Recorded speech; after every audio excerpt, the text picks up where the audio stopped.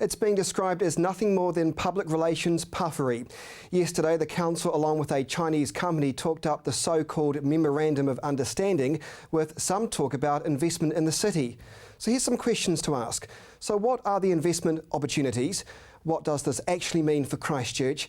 And why would a Chinese company bother investing in this city? Today, CTV News spoke to the Canterbury Chamber of Commerce, who did its best to talk up the announcement.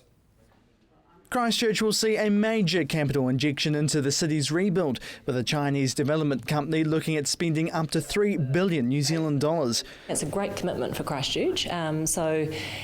Basically what they've done is they've come into the region, they've identified that there's huge opportunities here for them, and they've made a commitment by saying, look, we want to bring some expertise, we want to add some value to the rebuild of Christchurch, and they've chosen some local partners to identify where they can best do that. Sing International, a group split into a number of organisations, is one of the biggest development companies in China. Over the past 16 years, they've invested around $750 billion into many projects, both in China and abroad. There hasn't been any confirmation yet into what areas the Chinese group are interested in here in Christchurch, but it's understood major projects could be on the cards, even anchor projects.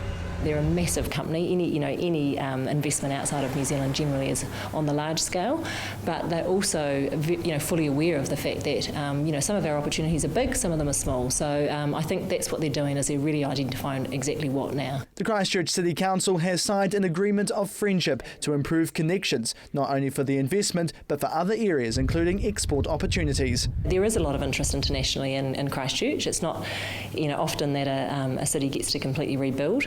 So there's a lot of opportunities across the whole city, not just in the rebuild either, I might add. There's a lot of interest in some of our other key industry sectors here in the region. We're renowned for being leaders in innovation and technology, and so a lot of interest coming in, and the rebuild is sometimes a catalyst for putting the spotlight on Christchurch. The council hope to attract more overseas investors to help grow the city, being a problem for some time to get investments set in stone.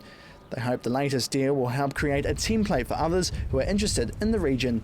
We have lots of delegations that come into Christchurch, and even more so over the last 3 or 4 years. And I think the difference with this is that they have come in to the marketplace. They've done a lot of work in building relationships locally.